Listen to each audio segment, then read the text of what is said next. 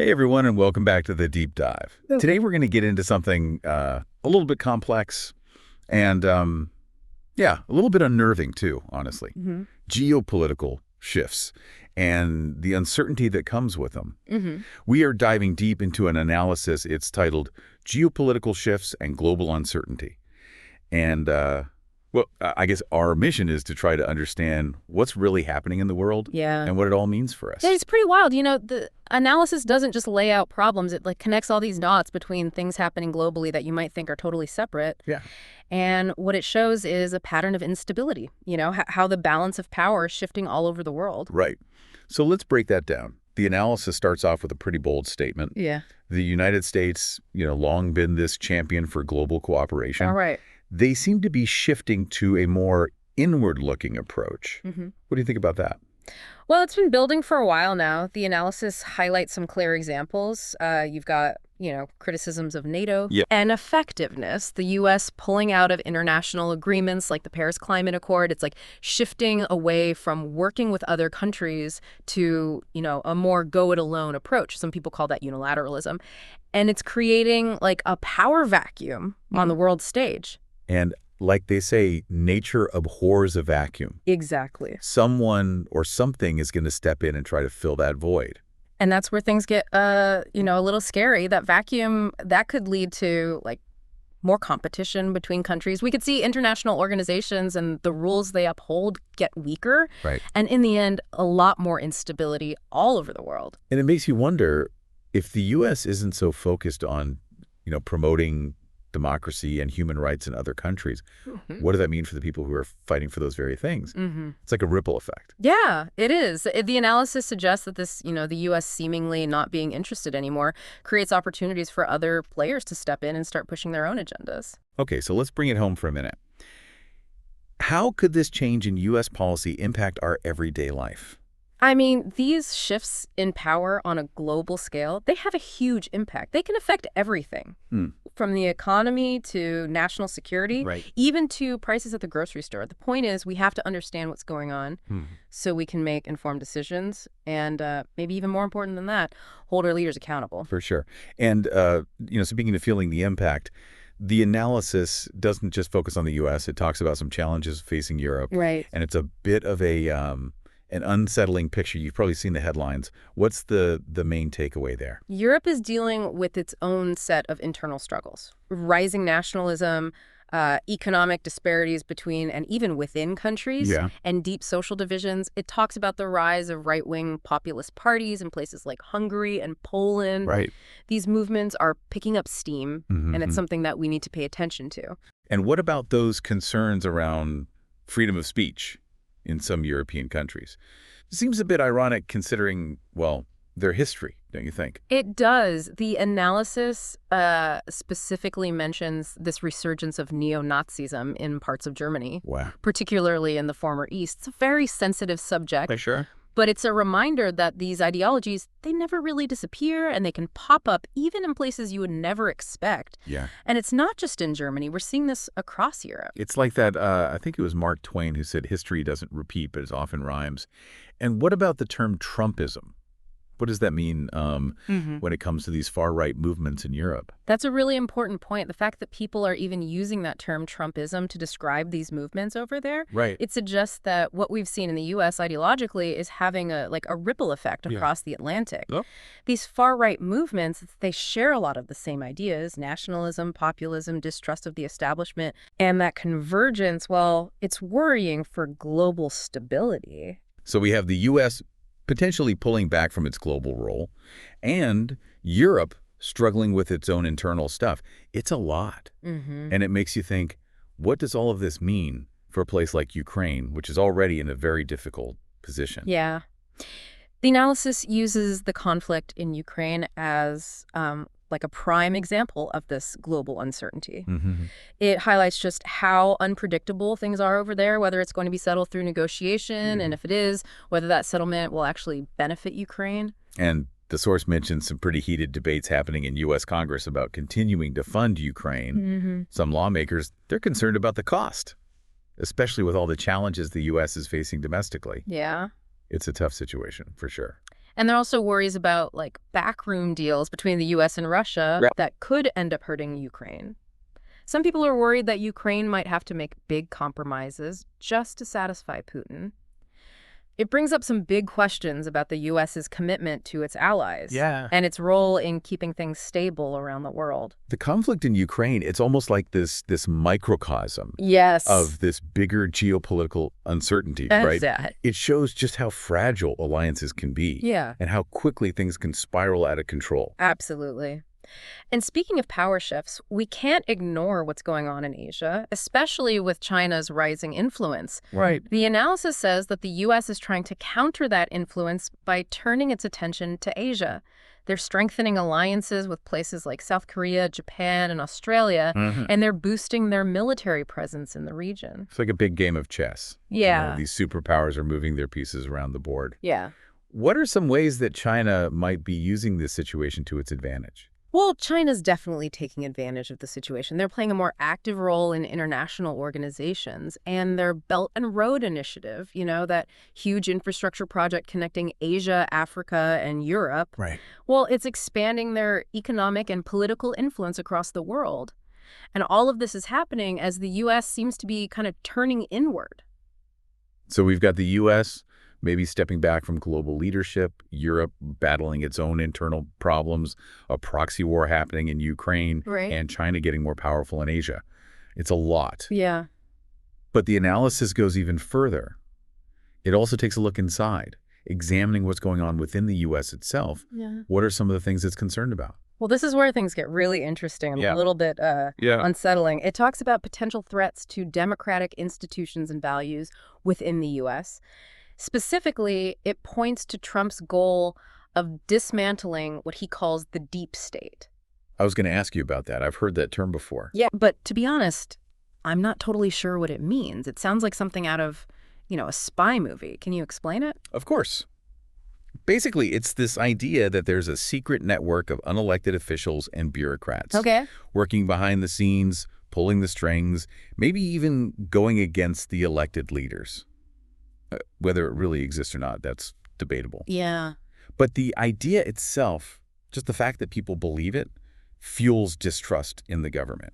And the analysis also mentions some concerns about, challenges to the independence of the judiciary, efforts to weaken congressional oversight. And even the growing influence of people like Elon Musk, who seem to have this huge impact on what the government does. Those are some pretty serious accusations. They are, and they point to this growing sense of unease about the state of American democracy. Many people worry that the very institutions that are meant to protect our freedoms are now under threat. So let me get this straight. We have the U.S. potentially stepping back from its role in the world, Europe dealing with its own problems, China's influence increasing. And on top of all that, there are concerns about whether democracy in the U.S. is even stable.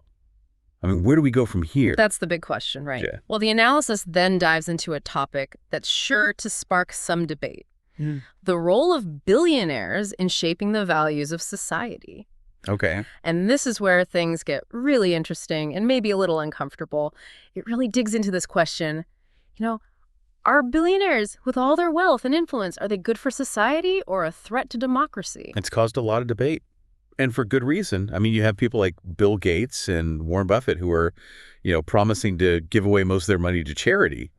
That sounds pretty positive. Absolutely. And you can't forget about all the amazing advancements in technology and innovation we've seen from people like Elon Musk. I mean, their companies are pushing the limits, creating jobs, changing entire industries. On the surface, it seems like everyone wins. But then there's that other side.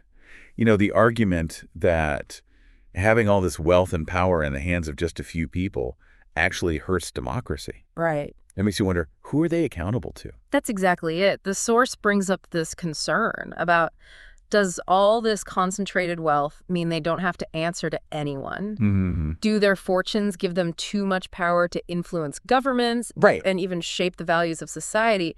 It's a slippery slope. It could lead to what's called a plutocracy, basically rule by the wealthy elite. The analysis also mentions this debate around income inequality and wealth distribution. We've all seen those stats about the widening gap between the super rich and everyone else. Right. It feels like the system is rigged. That's how a lot of people feel. And it's not even just about the money. It's about the influence that comes with it. Billionaires have access to politicians. They can influence the media. They fund these think tanks. They can sway public opinion. They even bankroll whole political campaigns. That's a level of power most people can only imagine. Like they're playing the game of life on easy mode or something. Yeah. The source also talks about corporate greed and a lack of social responsibility. Some people argue that corporations just care about profits, even if it hurts people or the environment. They use their money and power to get around rules and avoid paying taxes. That's a common criticism for sure. Yeah. And it feeds into this idea that some billionaires are just totally out of touch with what normal people go through. They're living in their own little bubble, Right. shielded from the realities of everyday life. So if all of this is true, then where does that leave the rest of us? Are we just pawns in their game? What can we even do to push back against this concentration of power? The source doesn't really have any easy answers, but it does suggest some ways to deal with these concerns. One idea is to strengthen our democratic institutions, make sure they actually represent the people. That could mean things like campaign finance reform, stricter rules on lobbying, and ways to make the government more transparent and accountable. It's about making sure everyone has a voice, not just the people with the most money. What about the economic side of things? Well, there's this idea of supporting economic policies that spread the wealth more fairly. Things like progressive taxation, where the rich pay a bigger percentage of their income. Right. Investing in education and job training so that everybody has a chance to get ahead. And helping small businesses. They're really the foundation of our communities. It sounds like we need to do a lot of different things. And this isn't just a job for governments to fix, is it? We as individuals, we need to do our part too. Definitely. We need to stay informed, get involved, Yeah. and be active in our communities. We need to hold our leaders accountable and demand policies that benefit everyone. And not enough to just sit around and complain. We've got to get involved. Exactly. And make our voices heard. Maybe, just maybe, if we all work together, we can start to shift the balance of power back to the people. And one of the most powerful things we can do is just keep talking about these issues. Keep thinking about these complex problems and work together to build a more just and fair world. So we've talked about the changing global landscape, the influence of billionaires, but the analysis also gets into this rising risk of conflict in the world. Right. And it's not just about World War III, although that is concern. Of course. The source really highlights the growing tension between major powers, the spread of these really dangerous weapons, and the constant threat of terrorism. It's a recipe for disaster. This whole situation is so volatile, it could easily turn violent, whether by accident or on purpose. We're living in a world where one wrong move could be devastating. The source also talks about cyber warfare, these attacks on things like power grids and financial systems. Yeah. These attacks could cripple entire countries. And it's not just governments that can do this anymore. Terrorist groups and criminals are getting better at using these cyber weapons. It's a completely new kind of battlefield, and the line between attack and defense is always changing. The scariest part is that these attacks could come from anywhere, at any time. It's almost impossible to know where the next one will be coming from. So we've got these escalating tensions, the spread of dangerous weapons, and the rise of cyber warfare. It's a pretty grim picture. Is there any reason to be optimistic? It's definitely worrying. But the source doesn't rule out the possibility of a more peaceful future. Okay. It points out that there are things working to prevent conflict and promote peace. We've got international groups like the United Nations that are dedicated to resolving disputes without violence. Right. There are diplomats and peacekeepers working constantly to calm things down and prevent violence. Yeah. And there are tons of people around the world who are committed to building bridges and understanding between different cultures. So there is hope. But hoping isn't really a plan, is it? No, it's not. What can we do to turn this hope into action? You're right. We can't just sit around and hope for the best. We have to actively build a more peaceful and stable future. Okay. We can support organizations working for peace, justice, and a sustainable world. We can push for policies that promote diplomacy and cooperation. Right. We can volunteer our time and resources to make a difference in our communities. It may seem small, but even small actions can make a big difference. And sometimes the best thing we can do is simply to talk to each other. Right. Have real conversations with people who see things differently than we do. We might not always agree, but we can learn from each other, find common ground, maybe even change each other's minds. That's so important. We're living in a world that feels more and more divided. It's easy to stick with people who already agree with us, but that doesn't help anyone. It's in those tough conversations, those moments of disagreement, that real understanding can happen. It's in those moments that we can develop empathy and compassion. Remember that we're all humans living on this planet together, even if we see the world in different ways. Absolutely. We need to remember that all of these challenges are connected. We're all in this together. And the sooner we get that, the better we'll be able to tackle these challenges. We've talked about a lot today, the shifting global landscape, the influence of billionaires, the risk of conflict. It's a lot to take in. Yeah. But it's important to understand these things if we want to be part of the solution. The key takeaway is that we are living in a time of crazy change and uncertainty. The old ways of doing things don't work anymore, and it's impossible to say what the future holds. But that doesn't mean we're helpless. We have the power to make the world we want to live in. And the source doesn't actually say there will be a World War III. Right. But it does say that we could see a lot more smaller conflicts, more terrorism, and maybe even the use of nuclear weapons. It's a pretty serious reminder of how high the stakes are. It shows how important it is to have global cooperation, diplomacy, and everyone working together to find peaceful solutions. It sounds like the only way forward is together. The source ends by urging people to stay informed, stay engaged, and be a part of creating a more peaceful and stable world. It reminds us that we need to understand how things work on a global level. Yeah. And hold our leaders accountable. This deep dive has given us a lot to think about, and there's so much more to explore. But even with all this uncertainty, one thing is clear. We're not just watching from the sidelines. We can make a difference. We have to. Wow, we've really gotten into some heavy stuff today, huh? Global power shifts, the influence of billionaires, the threat of conflict.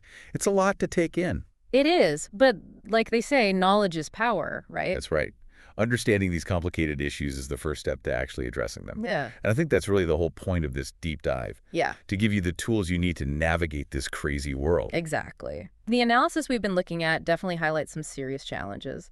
For sure. But there's also a sense of hope in there, too. Right. This reminder that we're not just along for the ride, we can actually make a difference. And that brings us to this final thought-provoking question posed by the analysis. In this age of rapid change and uncertainty, how can we, as individuals, help create a more peaceful and stable world? It's a question we're thinking about, isn't it? Absolutely. What are your thoughts? Where do we even begin? Well, I think it all starts with staying informed. We can't just ignore what's happening in the world and pretend it doesn't affect us, because it does. We need to find good sources of information, look at things from different angles, and have real discussions about the things that matter. It's easy to feel overwhelmed with the sheer amount of information out there. It's like trying to drink from a fire hose sometimes. It is. How do we cut through the noise and figure out what's really important? That's the tough part, right? We have to be smart about how we take in information. We have to ask ourselves, who's giving us this information? Why are they giving it to us? Do they have an agenda? Yeah. We need to cross-check our sources, look for evidence, Right. and be willing to challenge our own beliefs. It's about actively engaging with information, not just passively absorbing it. Exactly. And it's not just about staying informed, right? Yeah. It's about taking action. Absolutely. We can support groups working for peace, justice, and a better future. We can push for policies that reflect our values. We can volunteer our time and resources to make a difference in our own backyards. Even small actions can have a ripple effect. And sometimes the most powerful thing we can do is just talk to each other. Have those tough conversations with people who see things differently. Yeah. We might not always agree, but we can learn from each other. Right. Find some common ground. Absolutely. And maybe even change each other's minds. That's so crucial. The world feels so divided right now. It's easy to just stick with people who think like we do. Right. But that doesn't get us anywhere. It's in those difficult conversations. Yeah. Those moments of disagreement that we can actually start to understand each other. It's in those moments that we can build empathy. Remind ourselves that we're all in this together, even if we don't always see eye to eye. Totally. We need to remember that all of these challenges are connected. We're all sharing this planet and we're all in this together. The sooner we understand that, the better we'll be at facing these challenges head on. So building a more peaceful and stable world, that's not a one-person job. It takes all of us stepping up and doing our part. You know, this deep dive has really given me a lot to think about. We've gone over so much, but it feels like we've barely scratched the surface. I agree. And this is just the start of the conversation. We've explored some hard truths about the world we live in. Yeah. But the main takeaway for me is that we're not powerless. We can make a difference. In fact, we have to. Couldn't agree more. I really encourage everyone to keep exploring these topics, challenge your own beliefs, and talk to others who might see things differently. And remember, knowledge is power. The more we know about the world, the better we'll be at building a better future for ourselves and for generations to come. Thanks for joining us for this deep dive.